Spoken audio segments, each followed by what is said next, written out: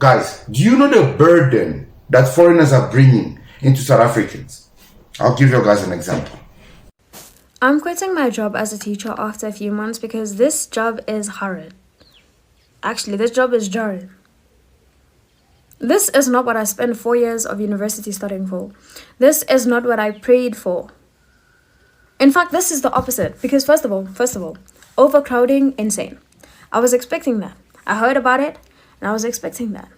But in all my classes, all of them, 60 kids, one teacher. There are teachers that have more kids, but me... 60 kids, one teacher. There are teachers that have more kids. Then I came across this video that he did and this just pissed me off. Look, I don't have a problem with you being a hypocrite in your private life, but when you come publicly and start saying things like what he's about to say, let's dissect what he said.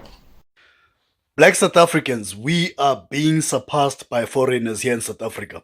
And pay attention to any township, whatever township that you live in South Africa, as you are watching this video. Look at the people who are now taking over the township economy, who are running things in the township economy.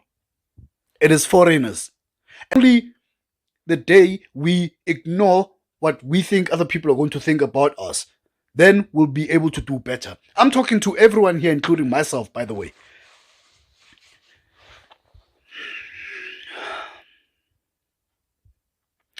I'm trying to pace myself and not be too offensive because there's words that I want to come out of my mind right now, and I know they're not true. So let me just keep them away. There are words that want to come out of my mind, but I know that they are not true. Those are his own words. Yo, what's up, guys? It's your boy Uncle P with another episode of Uncle P's podcast. Guys, this one is gonna be it's gonna be a tough one, but it's necessary because I'm beginning to suspect that there's something happening out there and some content creators are either being paid or they have no shame in revealing their truth now. What am I talking about?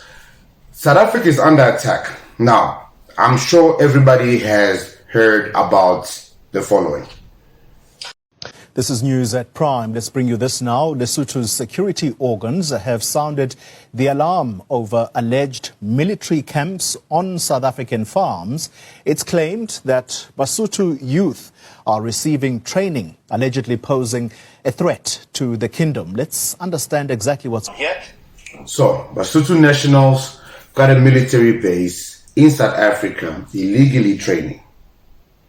Now, I'm sure you guys have seen it all over social media. Other YouTubers have seen this. Now, I always like to look at things in a completely different angle than most people. The angle in which I like to look at things is an angle that awakens you and makes you realize that your enemy are much closer than you think. What am I talking about?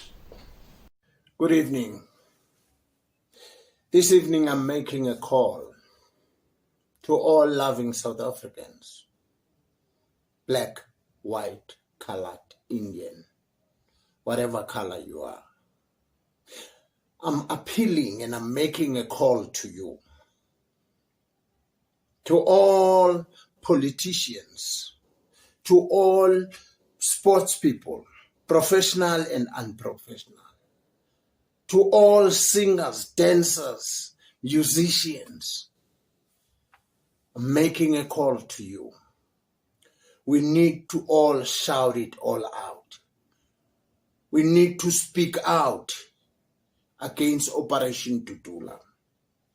A woman died and a child, unborn baby, died because she was refused an entry in a hospital. Evil thrives when good people do nothing. It's a quote. Evil succeed when good men and women do nothing. They just stand aside and look and say, "Andisingeni." We all need to stand up because this is injustice. Yes, these people are not from South Africa. Yes, but they are from Africa. They are our brothers. We need to stand up and say no to Operation Tutula. No to... Guys, it's a 5-minute plus video, but I'm beginning to realize that, you know, this whole culture contamination, we spoke on this video about how a Nigerian man, a Jolofina, have a child, the whole culture contamination thing. Go watch this video. I'm beginning to realize some of these people that are speaking are either Zimbabweans, Malawians from back in the days. You know those ones that they got their citizenship long time? The mixed breeds are coming back. Because there's absolutely no way a naturalized South African will be okay with what's happening in South Africa. Why is it that the future of the South African child that does not matter, but the future of a foreign child matters more than a South African? Most people are going to be like, yeah, but Uncle P, a lady died, like he said, because they denied him a medical... Guys, do you know the burden that foreigners are bringing into South Africans? I'll give you guys an example. I'm quitting my job as a teacher after a few months because this job is horrid. Actually, this job is jarring. This is not what I spent 4 years of university studying for. This is not what I prayed for. In fact, this is the opposite. Because first of all, overcrowding, insane. I was expecting that. I heard about it, and I was expecting that. But in all my classes, all of them, 60 kids, one teacher. There are teachers that have more kids, but me... 60 kids, one teacher. There are teachers that have more kids. Those are South African schools. Overcrowding. If you continue to watch this video, it's 8 minutes long. She speaks about how certain grade 10, grade 9, even grade 11 students cannot yet read. But they keep being pushed because there's too many students and they can't keep holding them. Some of them, they are not academically gifted, but they are gifted in sports, arts, and other things. But those other classes or other subjects are so full, they cannot even fit them there. And yet, South Africans are required to cater for foreigners. Not just foreigners. This is what is really, this is what is shocking me about Clever Blacks. Not just foreigners, illegal foreigners. And then I came across this video here. So this guy is a YouTuber that I met in the beginning of when I started doing this type of YouTube, when I started talking about Chidima. He was the first YouTuber that I met that we used to talk about content. We used to share ideas, and you know, I don't know, his energy, his feel. And then he made a certain statement, and I think that's where me and him lost each other. He refused to do content on foreigners and Nigerians because he did a lot of businesses with them. And I quote his words. So I was like, okay, it's normal. There's a lot of South Africans out there that deal with foreigners. I mean, I was dealing with them, a lot of us. And yes, speaking with them has consequences. So I understood. It's very dangerous. What I'm doing and what the Hlonga Prince is doing, guys, it limits us with the people that want to deal with us because we're exposing the truth about these people. Then I came across this video that he did, and this just pissed me off. Look, I don't have a problem with you being a hypocrite in your private life, but when you come publicly and start saying things like what he's about to say, let's dissect what he said. Black South Africans, we are being surpassed by foreigners here in South Africa. And here's the thing, this is not a conversation where we are talking about Mabahambe, they should not be here, they should go back to their countries. But it's more of a wake-up call for us, you know. Let's say you are watching this alone. This is a conversation between me and you. We need to wake up, all right? Other Africans come here to South Africa and they build their lives. Let's not look at the people who are doing illegal things, because there are some people who are doing things legally in the country, despite the fact that they may have came in illegally or legally. At the end of the day, they do some things that are actually legal, that are recognized as legal, and there's no crime to what they are doing. And they are So let's pause there for a second. This is a 14-minute video, and I don't want to break down the whole video. The chances are he's going to flag this for copyright so that it gets taken down. I hope he's not a coward and he lets this go. Because him and Penrol are friends. Let me just put that out there. Okay? They are buddies. So his mindset kind of is not really shocking, but also shocking because he goes a bit buck wild. So first of all, he says that these people enter into the country illegal. But then he says, but it's okay because they're in the country legal, but they are doing businesses that are legal. So basically, a wrong becomes right if in the end of the day, let's say for example, I rob a bank and then I start doing charity. That's fine because now I'm doing charity. So let's say I analyze a couple of people, I kidnap them, sell them, become a millionaire, and then change my life, find Christ. Now I can be forgiven because now I'm using what I got in the bad things for good. That is his thinking process. They entered illegally, they stayed illegally. You know, Chidima acquired her identification illegally through her mom, but she kind of didn't really know, so it's fine.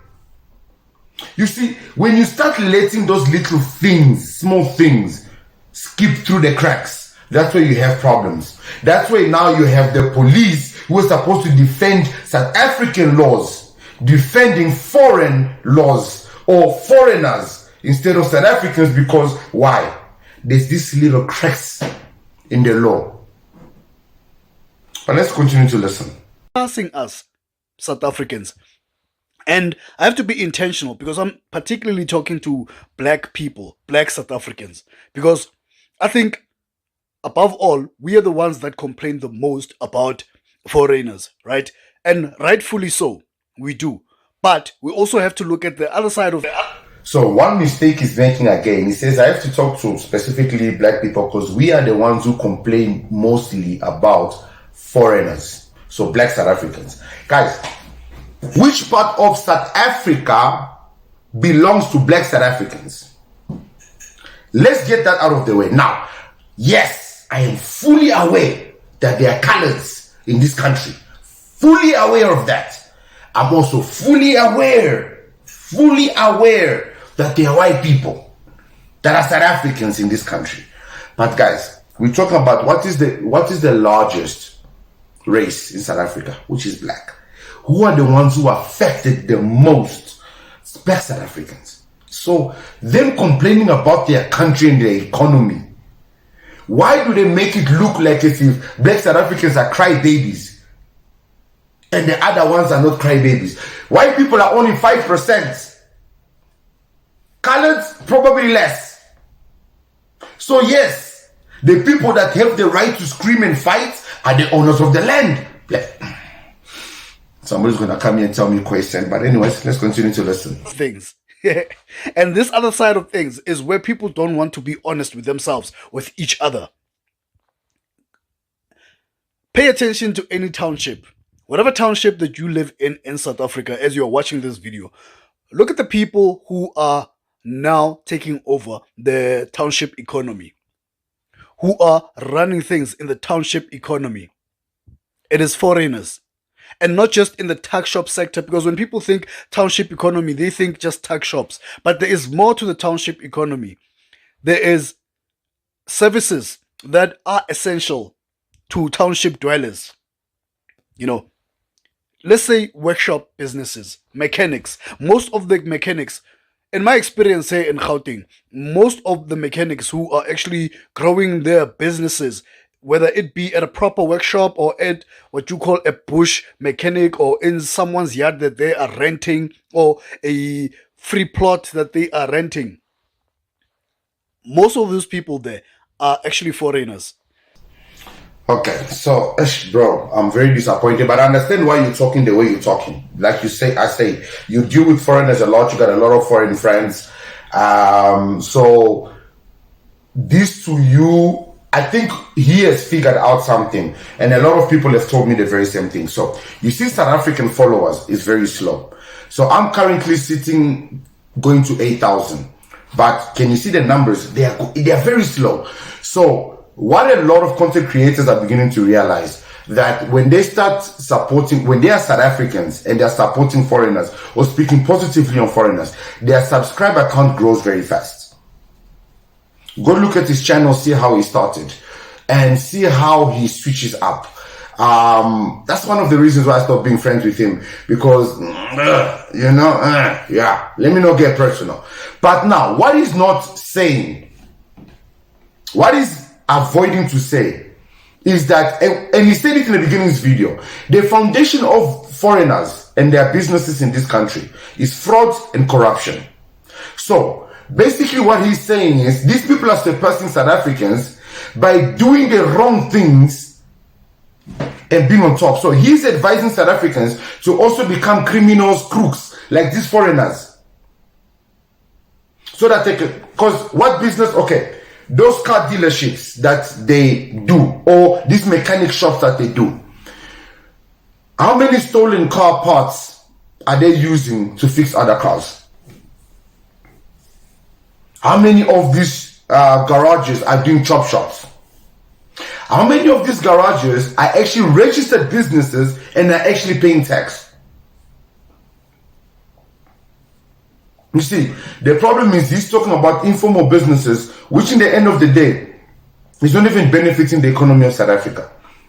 How many of those businesses that he's talking about hire local workers? So you are praising foreigners for coming into your country, opening up businesses, and being successful when it doesn't benefit your people. But instead, you are implying that your people should learn from foreigners and do as they are doing. Okay, so a South African then decides to also open a salon in Edenville, for example, where there's already 20 foreign salons. So he also opens a salon. A South African decides to also open a cell phone business in Brie, where there's already over 50 other Nigerians doing. So he also starts buying cell phones from crooks and criminals.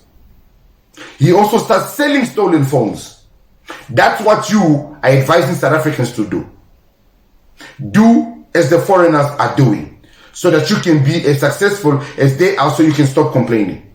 You are forgetting that they are coming to your country and manipulating your system. Because if they were that hardworking, if they were that intelligent, why are they not doing it in their countries? Is it because the opportunities are not there? Then why are the opportunities not there? That means that a foreigner is not creating any opportunity in South Africa. They're not coming here and doing anything magical. All they are doing is abusing the system that South Africa has created for its people, so it can benefit them. And you are promoting that. Why? But we continue to listen.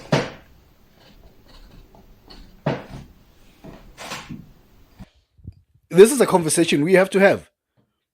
And my issue is, when it comes to this thing of saying, hey, Mabahambe, they should not be in the country, hey, let's get rid of foreigners, hey, we will tutula them and whatever. My issue is, yes, that gets done. After it's done, then what? Are you all of a sudden going to have the skills? Are you all of a sudden going to open the businesses that you have a problem being ran by foreigners? Are you all of a sudden going to get jobs that you think they are stealing from you? Or are you still going to hold on to the same kind of pride that many South Africans are holding on to? Because there is this thing of not wanting to do particular kinds of jobs because they are too dirty, until people are way too desperate to be too choosy. And that is a pride that we actually cannot afford, and we think that we can afford it, but that is a pride that we cannot afford at all. We are barely surviving, and we want to thrive. We want prosperity. And okay, so he's losing himself. So first of all, he says that when these foreigners leave, what are you guys going to do? Because South Africans have pride in certain jobs they will not do. because they have pride. You see, that is an assumption that is made because with South Africa, who was doing this house helper, caregiving, restaurant work? Was it not South Africans who were doing it? Was it not South Africans who were doing it? Why are we forgetting that these employers wanted cheap labor because they did not want to pay? Listen, a South African, when you hire a South African, there are things you have to pay for. There are UIF, possibly their medical aid and medical insurance. You can't just mistreat a South African. Why are we forgetting that the reason why South Africans are not chosen and foreigners are chosen over South Africans is the fact that South Africans have rights and foreigners don't? That's why they hire illegals. Why are we calling South Africans lazy and forgetting that concept, that truth? That the fact that South Africans are not hired, not because of any other reason, is the fact that you cannot mistreat a South African. You have to pay them right. Listen, if a South African was a house helper for 10 years, you gotta do right by them. You can't just fire them. A foreigner will work for 20 years as a cleaner, get old, unable. She will then send her child. No retirement, nothing. But as a South African, by law, they can sue you, they can take you to CCMA. And that is the one thing that these people avoid. That's why they hire foreigners. Why are we not looking at that truth? Why are we dancing around that truth? Guys, for how long will South Africans, clever South Africans, insult their own people? And I know he knows the truth, because we've had these conversations many times, and he has admitted to it. And when I saw this video, I realized that he's going deep. He's losing his way. Guys, listen, YouTube money is not that good. And yes, it gets better when people start watching it. Guys, the reality is this. What foreigners are doing, they are supporting South Africans who are speaking positively on them. They are watching the adverts on their channel. They are subscribing on their channels. They are sending them gifts and all this. So that's why you see they're talking the way they're talking now.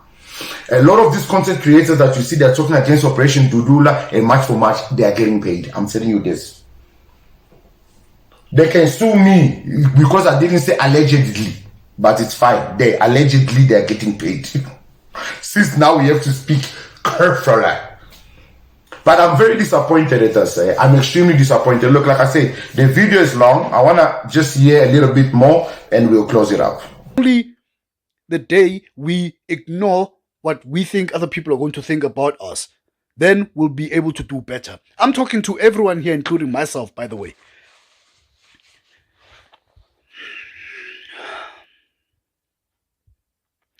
I'm trying to pace myself and not be too offensive because there's words that I want to come out of my mind right now, and I know they're not true. So let me just keep them away. There are words that want to come out of my mind, but I know that they are not true. Those are his own words. You see, guys, he knows what he's saying is not true about South Africans. And you know, when I defend South Africa, people laugh at me. They say, Uncle P, you know, these people are lazy and everything.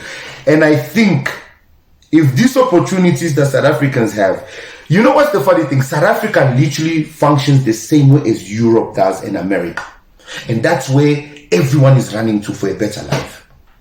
That's where, guys, everyone is running to South Africa for a better life. Because the system and everything, the grant system, the credit system works. In our countries, there's no credit. There's none of this. The truth is this. The truth that nobody wants to admit is this. A lot of clever South Africans have realized that working with foreigners benefits them more, because foreigners are hard workers. So, because they cannot see the future, because they do not believe that the ANC will lose power, the DA will lose power, they don't believe in the EFF, they don't believe in any political party. Right now, Dudula, nobody's sure, Match for Match, nobody's sure, nobody knows who to vote for. Because the unsureness of who to vote for, People are doing what they need to do to survive. And right now, if you want to survive, you want to be you must be good with foreigners, because they are running shit, like he said. They're in control. Guys, this is the same mentality we had when we chased the white man and we kept our countries. Now we had to deal with foreigners. And then we were like, you know what, no. Let's just open the same business. We opened, and then we were crowded with the same businesses. We supplied, but the demand was not there. There were no buyers because we were all trying to sell to each other. And it is really heartbreaking to see South Africans not realizing how blessed they are. South Africa, don't let nobody call you lazy. For as long as you pay tax, you work a 9 to 5 and you're paying your tax, you deserve it. You are doing it because you care for your people in your nation. Those people who are depending on the grants because their country is influxed by foreigners, because foreigners are taking opportunities which they claim apparently you do not want. Enjoy your grants, because I promise you, in Europe, there are people who are living on grant where, go look at American section, what is this thing they call section something, where people live, free housing, free everything. Let nobody shame you for living in a country that has a system that works. Especially not your own people. It is really sad to see a South African look down on its own people just because they're doing a bit better. Guys, do not give up on Operation Dudula or March for March. This is a fight that won't be easy. I don't know what their political standing is. I don't think they're big enough